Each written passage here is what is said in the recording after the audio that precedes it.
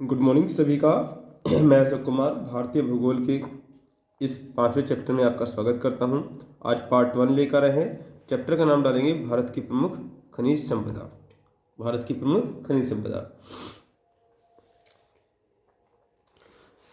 बड़ा tough chapter माना जाता है, बड़ा टफ चैप्टर माना जाता है, लेकिन आपके लिए बड़ा आसान हो जाएगा। जैसे पिछले चैप्टर हुए हैं वैसे आपके लिए भी आसान हो जाएगा। देखो, खनिज क्या होता है? जो खना गया हो, जो धरती के गर्भ से खोद कर निकाला गया हो, धरती के गर्भ से खोद कर निकाला गया हो, उसे हम खनिज के अंतर्गत रखेंगे।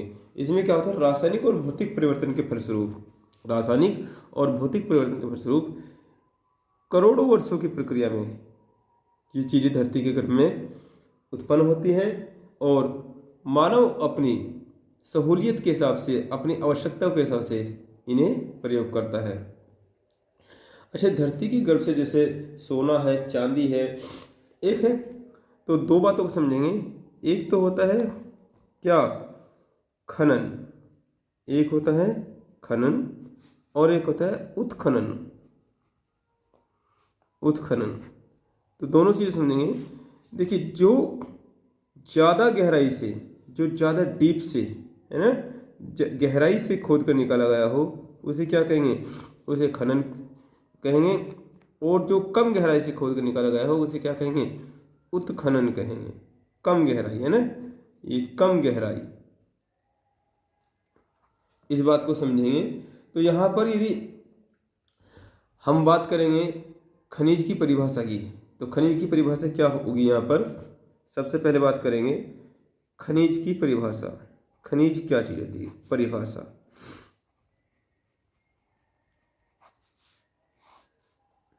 ठीक है, तो नोट करेंगे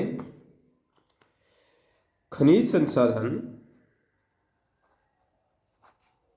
खनिज संसाधन, खनिज संसाधन में प्राकृतिक पदार्थ, प्राकृतिक पदार्थ या द्रव्य, प्राकृतिक पदार्थ या द्रव्य होते हैं। अब इसमें द्रव्य को भी समझेंगे। ये द्रव्य क्या चीज होता है? द्रव्य होता है ठोस, द्रव, गैस। तीनों को क्या मिला के बोलते हैं? मैटर। ठीक है, तीनों को मिला के बोलते हैं द्रव्य। अब ठोस भी हो सकता है इसमें, द्रव भी हो सकता है और गैसें भी हो सकती है। तो खनिज संसाधन में प्राकृतिक पदार्थ या द्रव्य होते हैं जिनमें भौतिक, जिनमें भौतिक, जिनमें भौतिक व रासायनिक दोनों क्रिया होती है। भौतिक व रासायनिक, भौतिक व रासायनिक परिवर्तनों की क्रिया होती है। परिवर्तन की क्रिया होती है।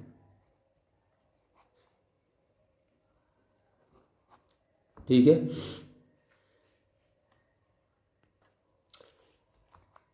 इन्हें रासायनिक रूप से, इन्हें रासायनिक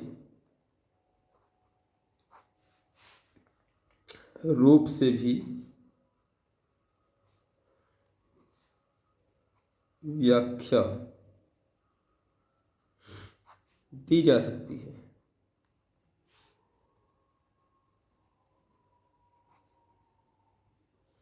रासायनिक रूप से भी व्याख्या दी सकती है।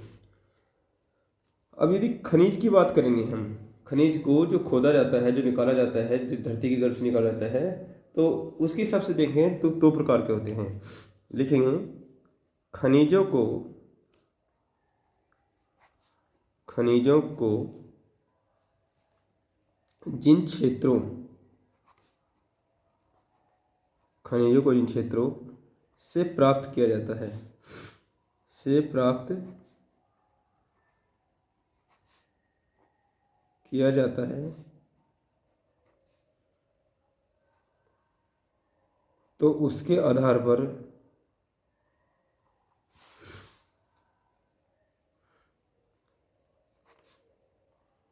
दो प्रकार से,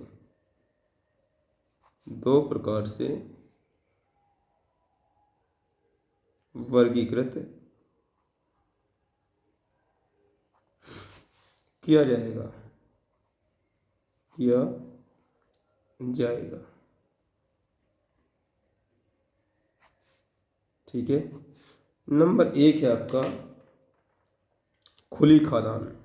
क्या है? खुली खादान। अब खुली खादान किसे कहेंगे? ठीक है, तो यहाँ पर क्या है, जो ये क्या होगा, अभी मैंने बताया जो कम गहराई से, ठीक है, जो कम गहराई होगी वो क्या होगी, वो खुली खादान होगी। ठीक है, और जो अधिक गहरी होगी वो क्या होगी, वो आपकी कूप खादान होगी। ठीक है, उससे अधिक गहराई से निकालेंगे। तो नोट करेंगे इसमें, जिन खदानों से, इन खदानों से कम गहराई से, कम गहराई से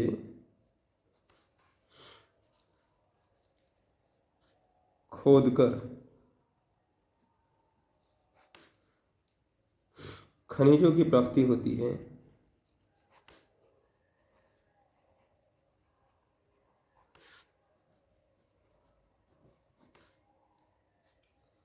उन्हें खुली खदान, ओपन माइन, खुली खदान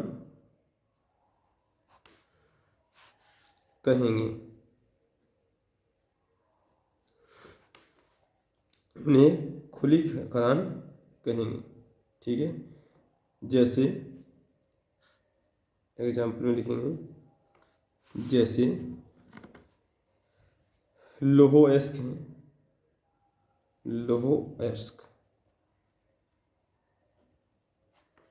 ठीक है, लोहोएस्क है, सोना है, चांदी है। ठीक है, ETC, ये सब क्या कहेंगे, ये खुली खदान से निकाले जाते हैं। और ये जो प्रक्रिया है, नोट करके लिखेंगे, नोट, खुली खदान, खुली खदान से खनिजों को निकालने की प्रक्रिया,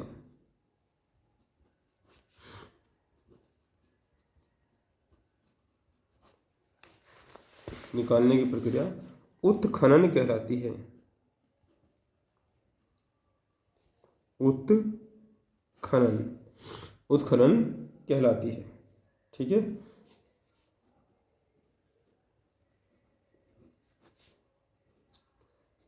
अब खनिज को दूसरे प्रकार से जो प्राप्त किया जाता है, तो दूसरी प्रक्रिया कहलाएगी कूप खदान। जो सेकंड होगी वो है कूप खदान। कूप क्या होता है? कुआं। कूप क्या होता है? कुआं। और कुआं क्या है? बहुत गहरा खोदा जाता है, बहुत क्या है, गहरा खोदा जाता है। तो इसे इंग्लिश में कहेंगे well mine, well mine, well mine, या साफ्ट मान भी कहते हैं। ठीक है, तो मेंशन करेंगे इसमें, जिन खनिजों को, जिन खनिजों को अधिक गहराई, अधिक गहराई, जिन खनिजों को अधिक गहराई में खोदकर, में खोदकर, अधिक गहराई में खोदकर खदानों से प्राप्त किया जाता है,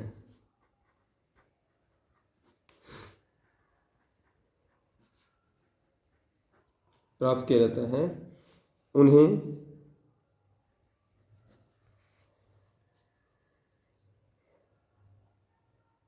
कूप खदान कहेंगे। ठीक है, उन्हें कूप खदान कहेंगे। जैसे एग्जाम्पल में कहें, जैसे कोयला है, पेट्रोलियम है, कोयला है, पेट्रोलियम है, प्राकृतिक गैस है, प्राकृतिक गैस। ठीक है, इसमें भी नोट करके लिख लेंगे, इसमें भी नोट करके लिखेंगे। इन खनिजों को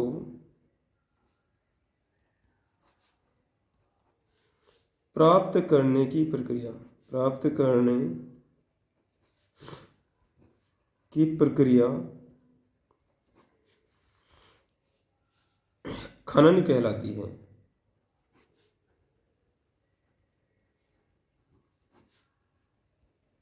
ठीक है, तो एक बेसिक अंतर समझा आपने क्या उत्खनन होता है और क्या खनन होता है। एक माइनर सा क्या है, एक माइनर सा क्या है, डिफरेंस है, एक माइनर सा डिफरेंस है। अब बात करते हैं इनका क्लासिफिकेशन की, खनिज संसाधनों का वर्गीकरण।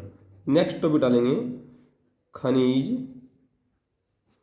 संसाधनों का वर्गीकरण। यदि खनिज संसाधनों के वर्गीकरण की बात करें, देखिए खनिजों को क्या होता है, खनिजों को आपका जितनी भी आपकी आवश्यकताएं हैं, जैसे कि चिकित्सक कार्यों में, ईंधन में, मकान बनाने में, सभी प्रकार से अलग अलग से प्रयोग किया जाता है। तो इनको आवश्यकता के अनुसार जो है, इनको आवश्यकता के अनुसार 4 प्रकार से बांटा गया है, आवश्यकता के अनुसार 4 प्रकार से बांटा गया है। एक तो आपका क्या आएगा, यदि इस बात को नोट कर लेंगे, खनिज संसाधनों को, खनिज संसाधनों को, खनिज संसाधनों को मानव ने अपनी आवश्यकता अनुसार, अपनी आवश्यकता अनुसार, ठीक है, जिन जिन कार्यों में ले रहे हैं आवश्यकता अनुसार अलग अलग अलग अलग क्षेत्रों में प्रयोग किया, प्रयोग किया। जैसे जैसे आधारभूत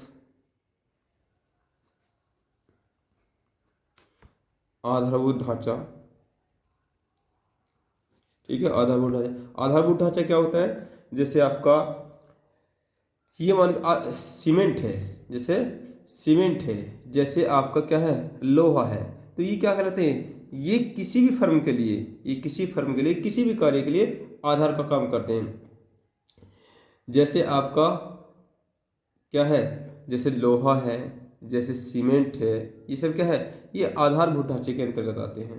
ठीक है, तो ईंधन है, अब ईंधन भी क्या है, वो खनिजों को, जैसे कोयले को ईंधन के रूप में प्रयोग करता है, ईंधन। और चिकित्सक कार्य, चिकित्सक कार्यों, ठीक है, चिकित्सक कार्यों में अनुप्रयोग करता है, में अनुप्रयोग, में अनुप्रयोग होता है। ठीक है, इन सब कार्यों में मानव ने इसका, इन विशेषताओं के आधार पर, इन विशेषताओं, इन विशेषताओं के आधार पर, इन विशेषताओं के आधार पर खनिज संसाधनों को, खनिज संसाधनों को निम्न प्रकार से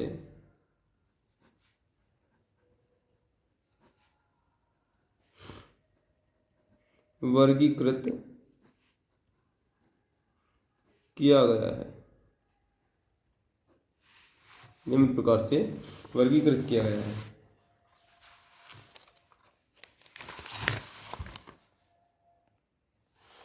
तो नंबर 1 ये आपका क्या होगा, धात्विक खनिज, धात्विक खनिज।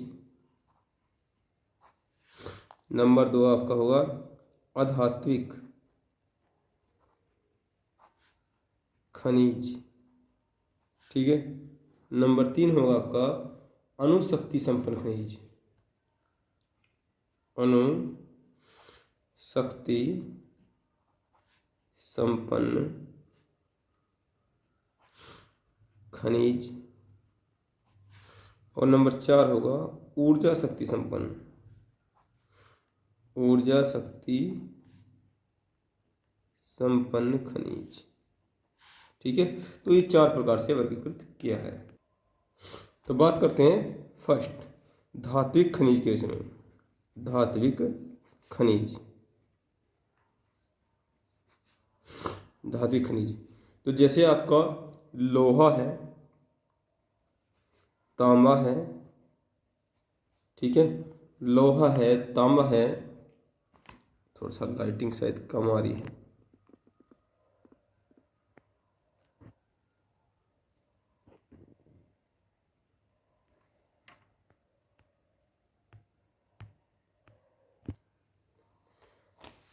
ये लोहा है, तांबा है, आपका एल्यूमिनियम है, एल्यूमिनियम, ठीक है, एल्यूमिनियम है, मैग्नीज है, मैग्नीज, टंगस्टन है, टंगस्टन है, सोना है, चांदी है, ठीक है, ETC। इन सबको किसमें रखोगे आप, धात्विक खनिज के अंतर्गत रखोगे। सेकंड पॉइंट है अधात्विक खनिज, अधात्विक खनिज,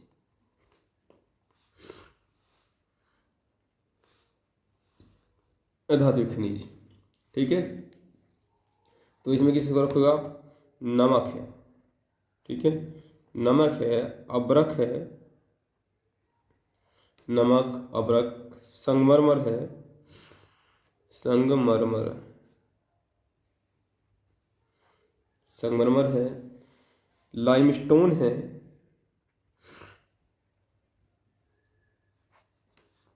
ठीक है, आपका क्वार्टज पत्थर है, जिप्सम आदि, ठीक है। नेक्स्ट है आपका अणुशक्ति संपन्न, अणुशक्ति संपन्न खनिज।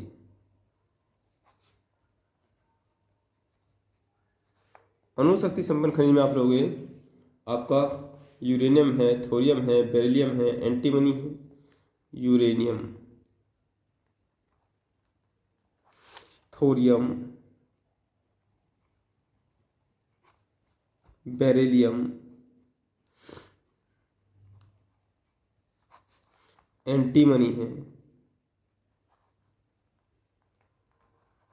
ठीक है, ETC। ऊर्जा शक्ति संपन्न में रखोगे जिसे आप ईंधन के रूप में यूज करोगे, ऊर्जा शक्ति संपन्न, ऊर्जा शक्ति संपन्न। तो ऊर्जा शक्ति संपन्न में क्या रखोगे आप, जैसे आपका ये जीवाश्म को रखोगे, जीवाश्म ईंधनों को, जीवाश्म ईंधन। तो जीवाश्म ईंधन में क्या है, आपका कोयला है, ये भी जीवों के अंश से बना है, और क्या है, कोयला एंड पेट्रोलियम, कोयला और पेट्रोलियम। साथ ही साथ आप प्राकृतिक गैस को भी इसी में रखोगे, प्राकृतिक गैस, प्राकृतिक गैस कैसे कैसे इनका फॉर्मेशन होता है उस सब पर भी चर्चा होगी स्टेप बाय स्टेप।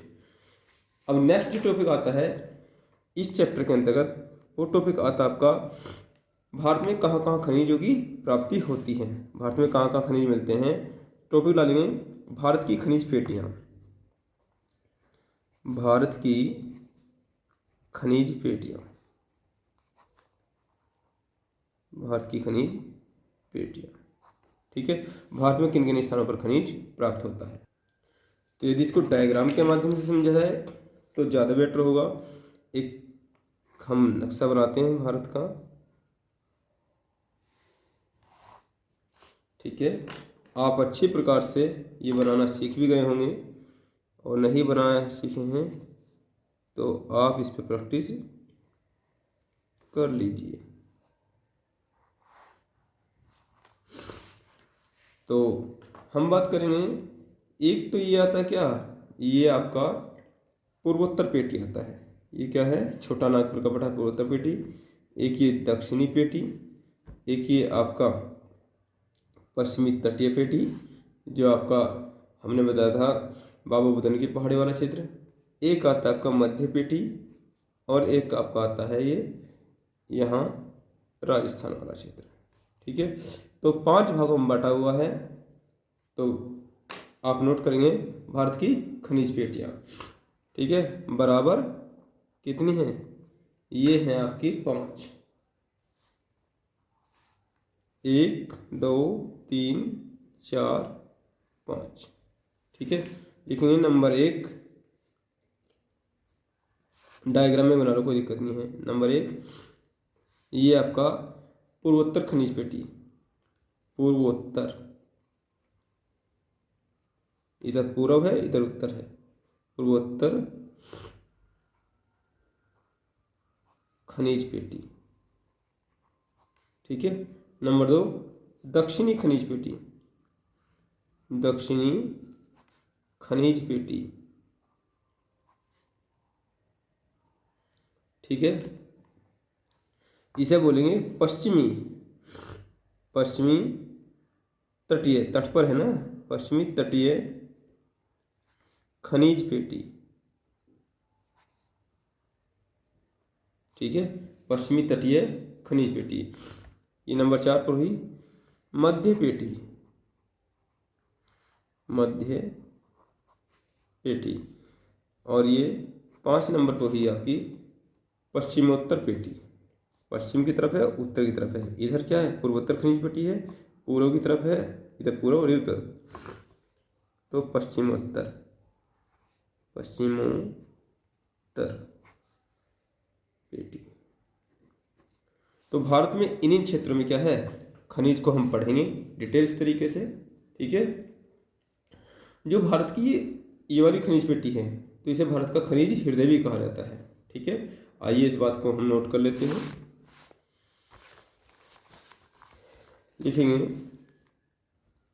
भारत में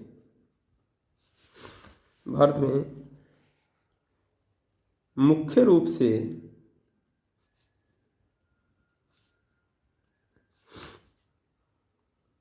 5 क्षेत्रों में खनिज प्राप्त होता है। ठीक है, बाकी उत्तर की तरफ थोड़ा बहुत हो जाता है, कारगिल की तरफ, वो एक अलग मुद्दा है। ठीक है, मुख्य रूप से तो क्या है, मुख्य रूप से 5 क्षेत्रों में बांटा गया है। पूर्वी व दक्षिणी खनिज पेटी, दक्षिणी खनिज पेटी, पूर्वी व दक्षिणी खनिज पेटी में खनिज संसाधनों का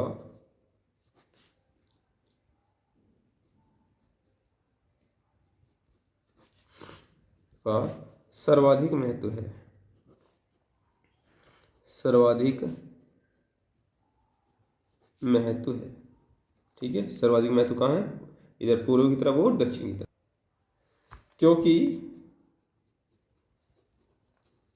क्योंकि यहाँ पर धारवाड़ चट्टानों की अधिकता है।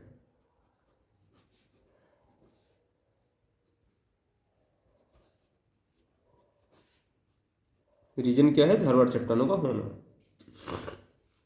वहीं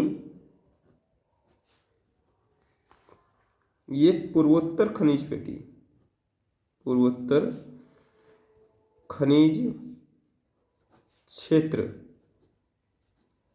को भारत का रूर प्रदेश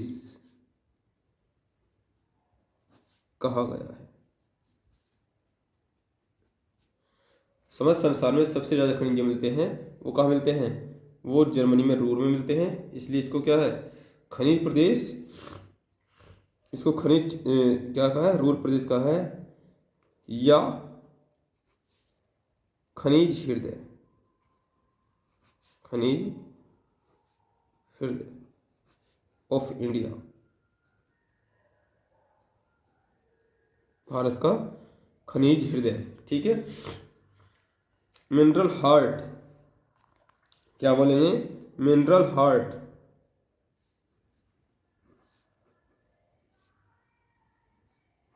ऑफ इंडिया। ठीक है, भारत का खनिज हृदय कहा है। अब बात करते हैं हम मुख्य खनिजों की। टॉपिक डालेंगे भारत में पाए जाने वाले मुख्य खनिज। मुख्य खनिजों के विषय में बात करेंगे। मुख्य खनिज, तो मुख्य खनिज में सबसे पहले जो खनिज आता है, हम बात करेंगे लोहे की। फर्स्ट नंबर पर हम बात करेंगे लोहा। ठीक है, लोहा। अब लोहा ऐसे तो है नहीं कि सीधा ग्लास है, तवा है, बस है, सीधा सीधा आपको एकदम से मिल जाएगी। ये क्या मिलेंगी? ये आपको अयस्कों के रूप में मिलती हैं। क्या मिलती हैं? अयस्कों के रूप में। तो लोहा जो हम पढ़ेंगे, लोहा हमें चार प्रकार से मिलता है। लोहा कैसे मिलता है? चार प्रकार से।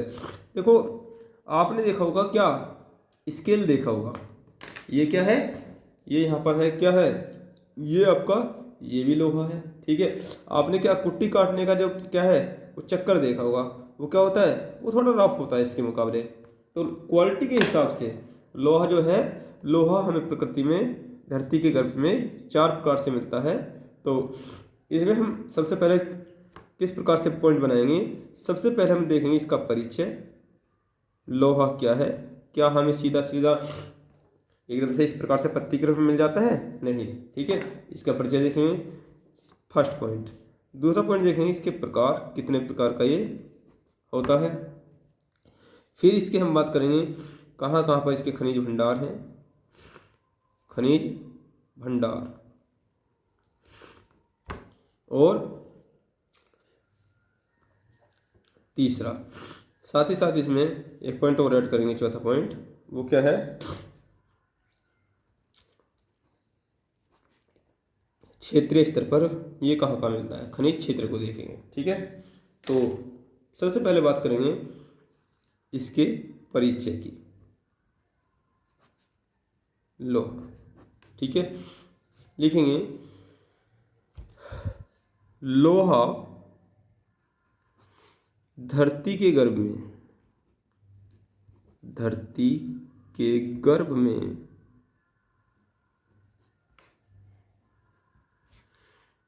लौह अयस्कों,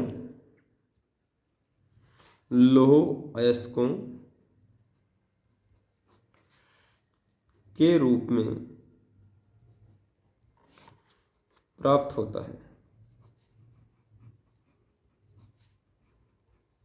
लौह अयस्कों के रूप में प्राप्त होता है। यह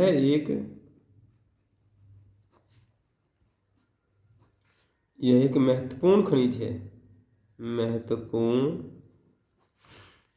खनिज है।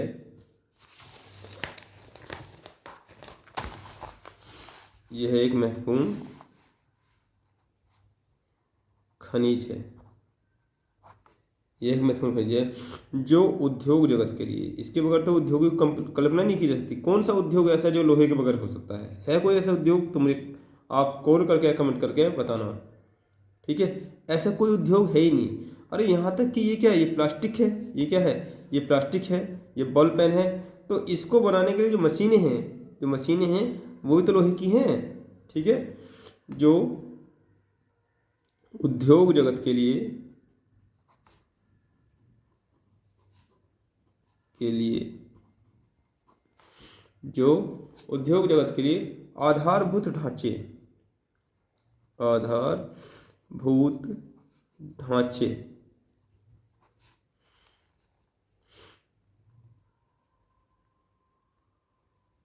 का कार्य करता है।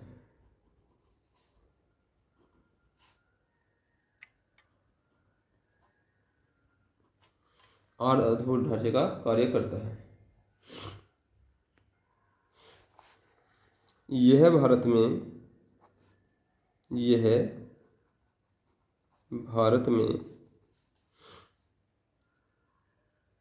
कुड़प्पा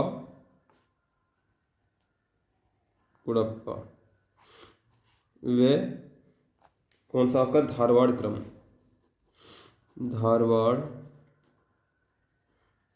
क्रम की चट्टानों में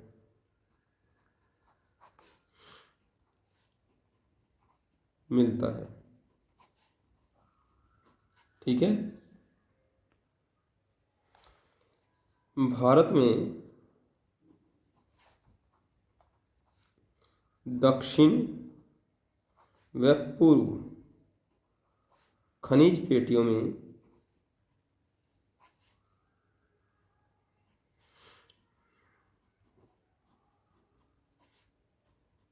यह मिलता है।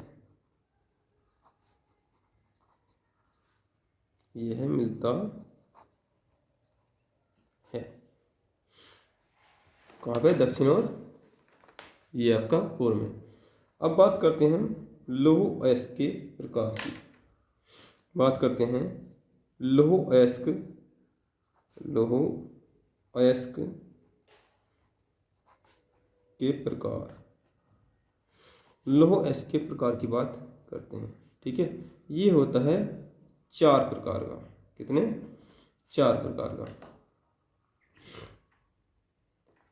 Number 1 magnetite.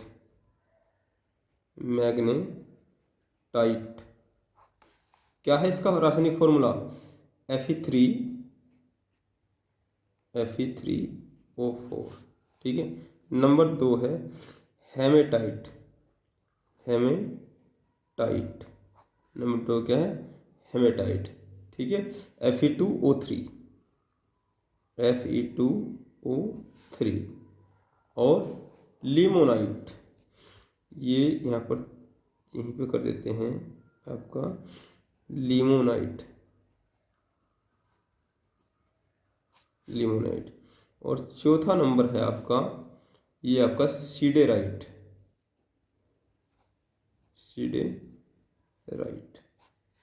ठीक है। तो आज का लेक्चर जो यहीं पे समाप्त करते हैं। आपका काफ़ी दिन से लेक्चर चल नहीं रहा था, कुछ फेस्टिवल वगैरह आ रहे थे, तो इस लेक्चर हमने शूट नहीं किया था। तो आप प्रॉपर आगे भी फेस्टिवल क्या है, आगे भी काफ़ी फेस्टिवल आने हैं, तो कोशिश करेंगे ज़्यादा से ज़्यादा छुट्टी ना हो आपकी। अभी पैट के एग्ज़ाम की वजह से ये आपका जो 2-3 दिन का ब्रेक हो गया है, तो आप फिर से अपनी गति पकड़ लीजिए और जल्द से जल्द। आज 5वां चैप्टर स्टार्ट हो गया है, लगभग 9 चैप्टर भारतीय भूगोल में हैं। तो यहीं पर हम आपका आज का लेक्चर समाप्त करते हैं। धन्यवाद।